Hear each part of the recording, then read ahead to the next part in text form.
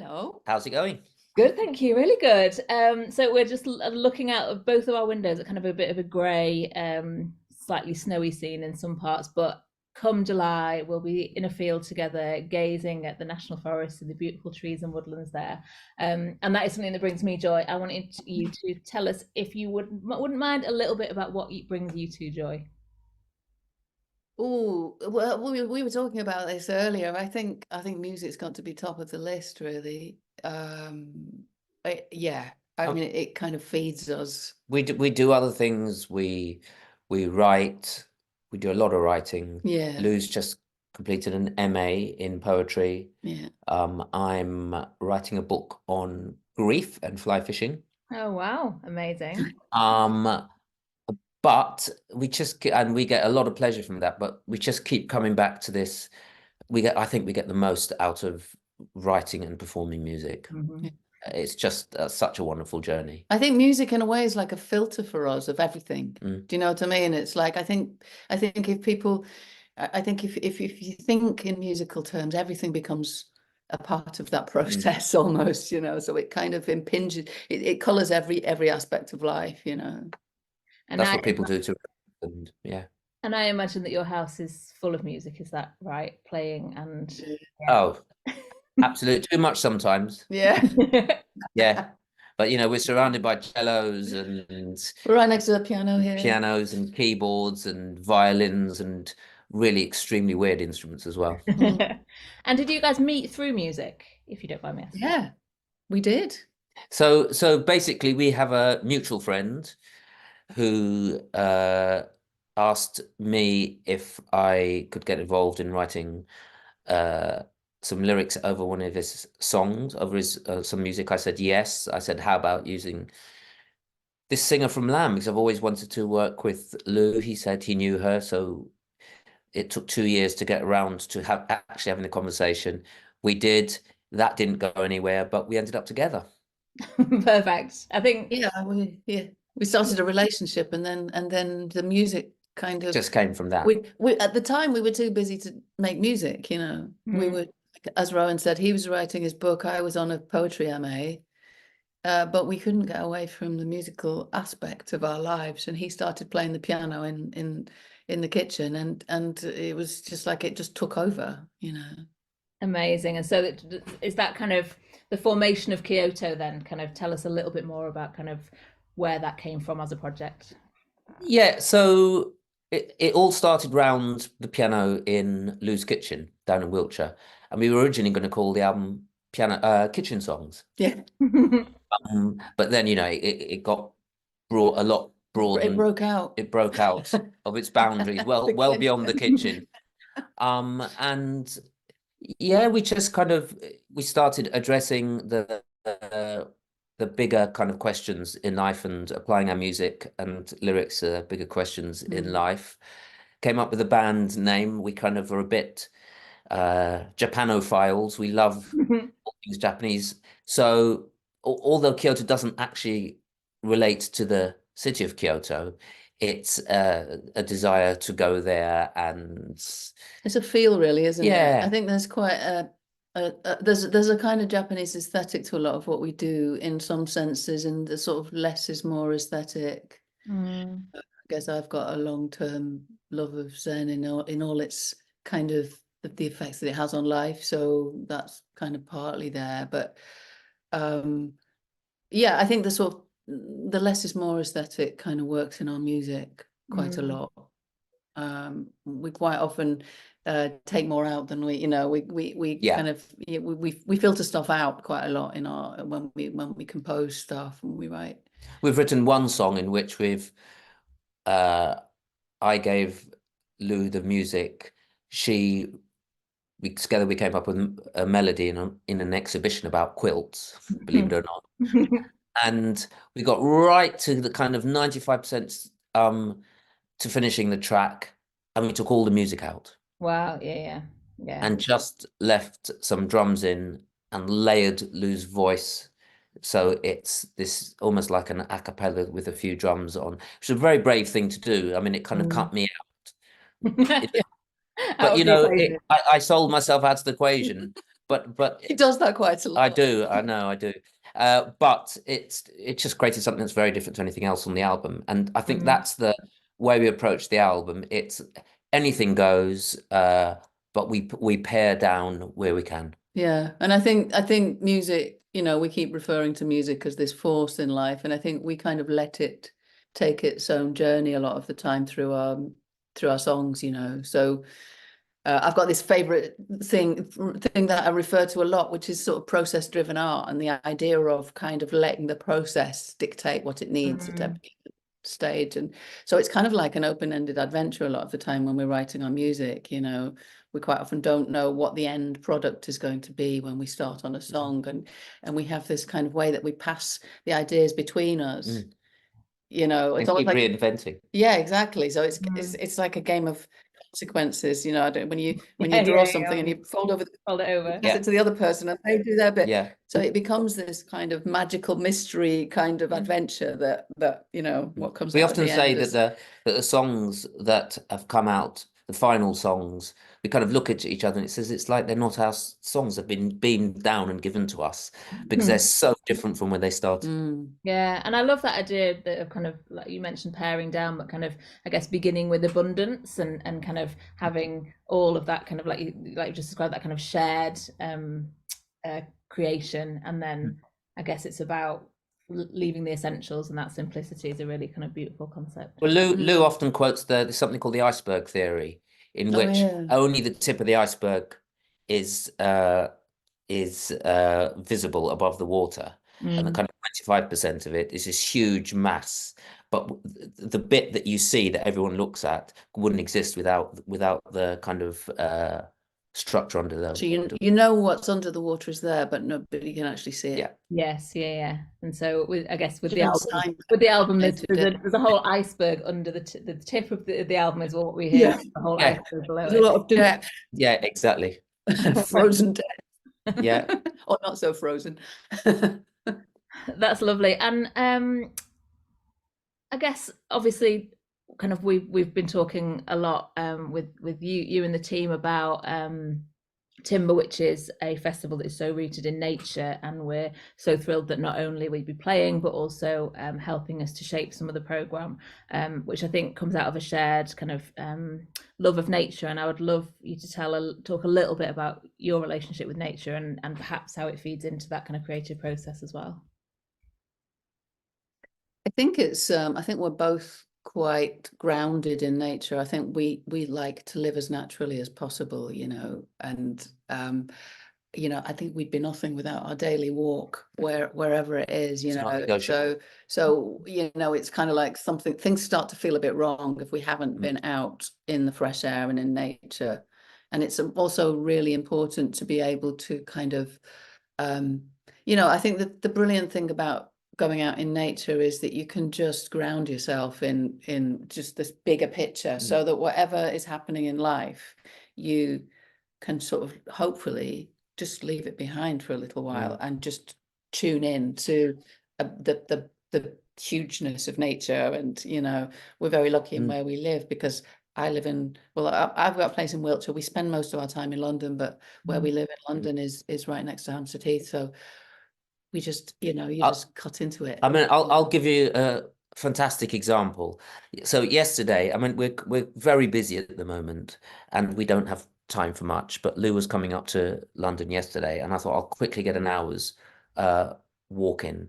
And I went onto Hampstead Heath, and it was kind of dusk, and I went out, and I was quite stressed. And as I got onto the crown of a hill there was this huge flock of crows. I don't know what you call them, parliament. I don't know what the collective noun for It's a murder of crows. A murder of crows. Murder. That's right. It's some parliament, something else. I think it's a parliament of owls. I'm a bit. Oh, okay. I'm a bit geeky about collective nouns. My favourite is a charm of goldfinches. Oh, absolutely. Yeah. No, I know that one. So I was at the crown of this hill, and there was a murder of crows, hundreds of them. And they were all really stressing out because all the ground was frozen, and they were all around this one puddle. And they were trying to get water out of the puddle. And I just got so engrossed, drawn into this point of nature where I'm stressing about all these things, and all these hundreds of crows are trying to just get a drink of water. And so I went round and I cracked all the sides of the puddle, and they were waiting for me to go. So they all just went in and started to drink. And for me, that was it just had to be the highlight of the day, because it was kind of, you know, I was stressing all that what I thought was the big stuff. And then you go out to nature, and the moon was in the background. It was dusk, and there was this tree that wasn't in leaf, and all these it was so, you know, and the noise that goes, the kind of cacophony that goes with it. It was just so grounding. Yeah, and I find that too. I find such kind of solace in nature. I find it very spiritual, I guess. Some kind of interactions I have with nature. I wonder if you could talk a little bit about, I guess, your musical influences kind of recently. Obviously, you've kind of been creating the album, and you've touched a little bit on some of the influences. And I think I might have read somewhere that there was a fossil connection to one of the songs in the album. Is that right? We did we have written, can we give the song title away, this one? We can. Exclusive. Exclusive, because it's not going to be a single. It's a song on the album. Actually, maybe we won't do it. We were going to call the song, we're going to call the song Fossil. And it's about Mary Anning, the Victorian fossil hunter who discovered all these monsters down in Dorset, I think it was. Yeah. And so we went from we swiped sideways, because a lot of the songs we were writing were inspired by the deep South America, Louisiana and Texas and Mississippi. And then we wrote this one about this fossil hunter, this kind of, you know, in kind of very... It's the deep south of England. Deep south of England, which is slightly different.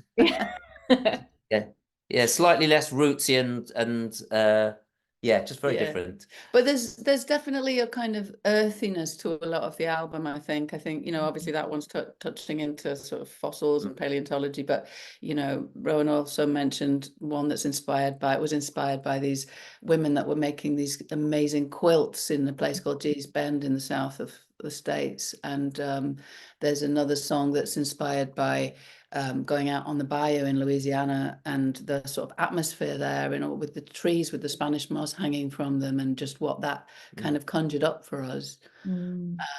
So there's a lot of musical style wise, I guess you could say there's jazz elements to it, but very sort of earthy jazz. I suppose when you connect the dots, it's you know, you connect the dots of the Louisiana bayou and with Dorset. I mean, you go down to Dorset, and I don't know if it's Chesil Beach, all those beaches with all the stones and with the cliffs that keep collapsing, and the Louisiana bayou. And, you know, these are places that have got very deep spiritual resonance. It's just, it feels on a smaller scale here because they're so much more accessible, you know, whereas in America, it's a much, you can, I suppose nature goes a lot deeper because there are less people per square mile, I guess. Yeah. There's a kind of wildness, isn't there? Is I mean, I heard somewhere that in Wyoming, it's 17 people per square mile or something. It's obscene. There are probably 17 people within about 120 feet here, where we are. But and what is the connection to the Deep South? Is it through spending time there? Is it through kind of New Orleans and the musical influence in particular? Kind of where is that come from?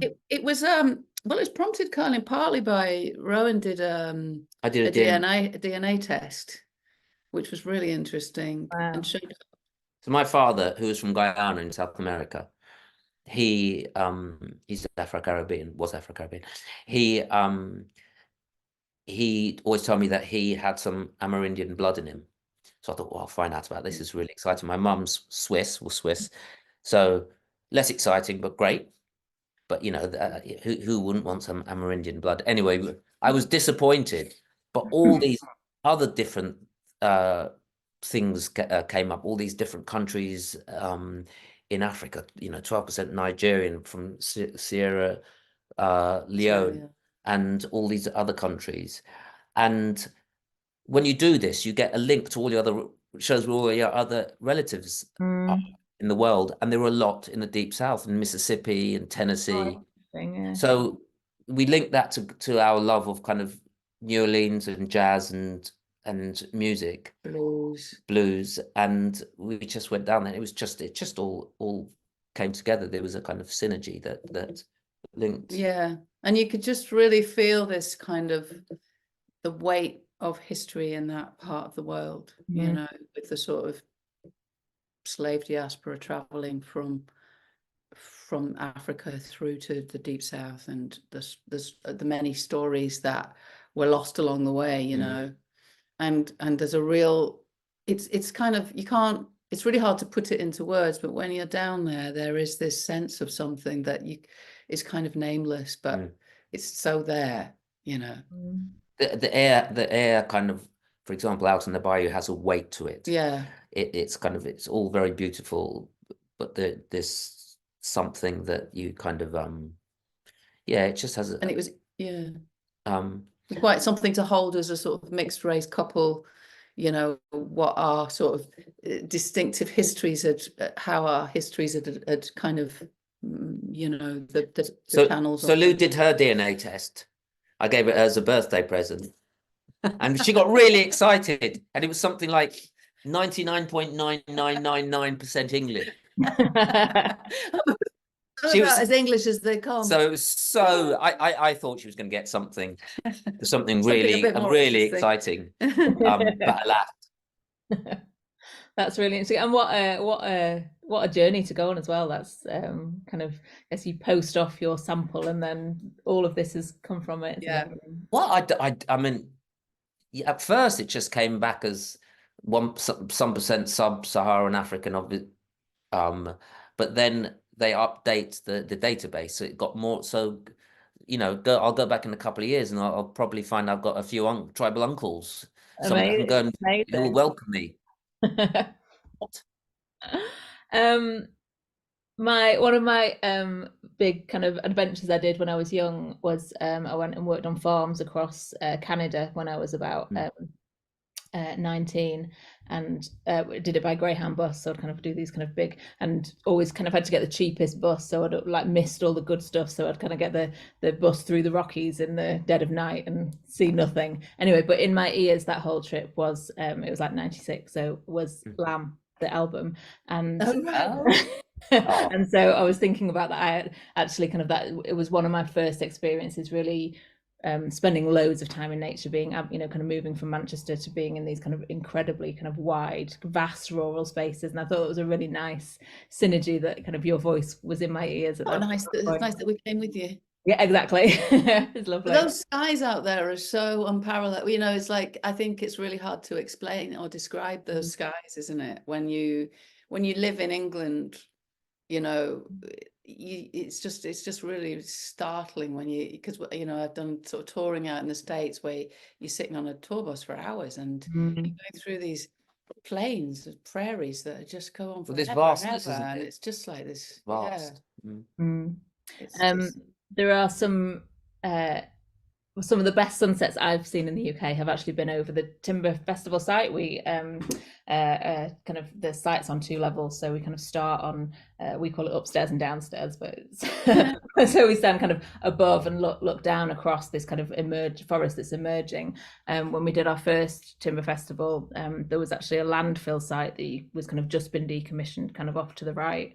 And I remember our kind of comms team at the Simons at the time saying, "Why are you trying to make us try and sell tickets to a festival that overlooks a landfill site?" And we're like, "But that's the story of this site, that now you stand there and you would never know it's a lake with landscape and trees emerging from it, and it's this kind of nature is like reclaiming the land kind of before our eyes." But the sunsets are vast and incredible. Wow, that's amazing. So I hope we get some beautiful sunsets this July. I was going to come back on you, you know, what you were saying about our relationship with nature, and just thinking now about you talking about the timber site, because I think one of the things that, you know, I certainly, speaking for myself, when I experience with festivals, is it kind of takes a little while to land on a festival site, because you've been, you know, especially, you know, if you're playing a show, you've had all this kind of activity leading up to being there, and you know. But I think probably for everybody that arrives on site, they've come from these hectic lives that you know, and they've probably been sort of parking a load of stuff just so they could take time off to go to a festival. And I think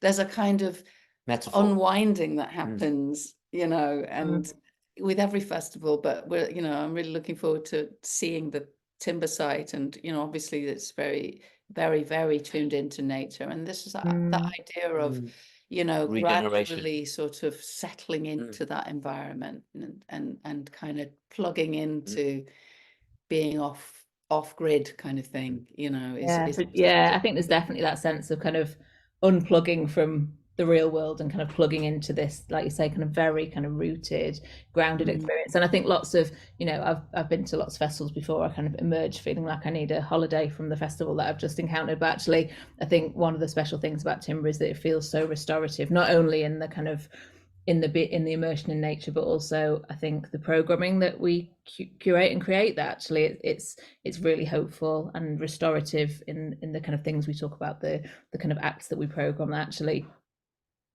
what we hope is that people emerge from that weekend really feeling like kind of empowered to go and take action and kind of make some of the behavior changes, particularly around sustainability, that we've kind of spent the weekend kind of talking and thinking about, and the music and the art and the circus all kind of feeds into that kind of nice cycle as well. So I really hope you find it restorative in amongst the so yeah, I'm sure we will. Yeah, no, it looks, we can't wait. We're chomping at the bit. Fantastic. Is there anything else that you would like to say about kind of what the audience might expect in terms of the music, or anything that you haven't had a chance to say about kind of the debut album? Well, I think so. As far as our live set, it'll be at Timber. It'll be a mixture of everything from the gentle to the kind of very energetic musically. You know, see, there'll be a lot of light and shade. We're not going to come out and just rock on for an hour. We're not going to come out quiet for an hour. You know, it's all about Lou's voice is something that I think needs space to be heard. And on this album, I just think her voice is sensational. And so my role is to support that. But there are times when we take off and it becomes it'll become this a lot more of an energetic thing. And also we tend to do different versions of the same songs. So, you know, some songs that are energetic on the album will be again pared down, and some songs will go the other way. I mean, we're just about to do a show locally that's just basically me on grand piano and Lou on vocals and string player. So that's going to be a very kind of gentle. That's a really pared back performance. But for Timber, we'll have more musicians on stage. Yeah, absolutely. And yeah, we're really excited about being able to play, you know, outdoors and doing doing a full set.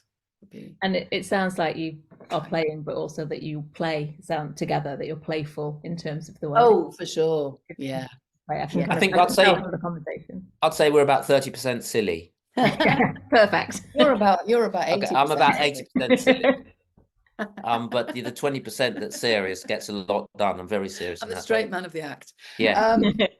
Well, I mean, I think, you know, just coming back to your question about what people should expect, I guess what's difficult for people out there is that they don't, you know, we've not got any music out yet. And I guess we're keeping a lot of it under wraps because the album isn't out until July. And we don't want to, you know, we can't really give any sneak previews. And, you know, I think it was Brian Eno that said, talking about music is like dancing to architecture. Yeah. You know, it's really hard to describe music in words. People just need to hear it. So apologies to people out there who are just saying, but I want to hear this. But we will have our first single out on hopefully February 29th. And the second single will come out sometime in April. And there'll be sneak peeks of the album as time goes by. But just, you know, for people waiting to hear music, bear with us. It's all done. It's all ready. It's all finished. It's all mixed. It's completely ready. But we're just, you know, it's coming out in its own good time. And surely there's some pleasure in that anticipation. Yeah, it's really exciting. Yeah, no, it's Super absolutely. exciting. Right now, we've got loads going on because we're sort of okaying masters and doing Videos artwork and and photo videos, shoots and you know, so it's all go as well as rehearsing. Sounds hectic. I'm not going to keep you any longer because that's been such a lovely conversation. I've really enjoyed it. I hope you have too. We are obviously, you are busy also kind of curating several aspects and working with our team on the some of the festival program. I'm not going to delve into that now because we're hoping that will be announced in March, and I'm hoping we can come together and have another chat and explore some of those themes then. But that has been a lovely conversation, and I cannot wait to see you play and spend some time with you in the forest in July. no, Brilliant. as I said, keep repeating, we can't wait. I wish July was now. Yeah. Fantastic, and huge good luck with the single launch. Can't wait to Thank you so much. see it and hear it across the airwaves. Thank you so much. Lovely talking to you. Thank you so much, guys. All right then. Owen. Bye. See you later. Take Bye. care. Bye. Bye. Okay, that's goodbye for the audience, but goodbye. I was just going to offer to play the piano for you, for the audience. We're right next to it. I didn't think of it. feel like now it would be weird to Yeah, no, at a harmonica or everything here. I didn't think we're just sitting in the studio. The next time. Maybe. Next time, yeah, next time. Wonderful. Well, I do mean it. Good luck with everything. It sounds like a real hectic time.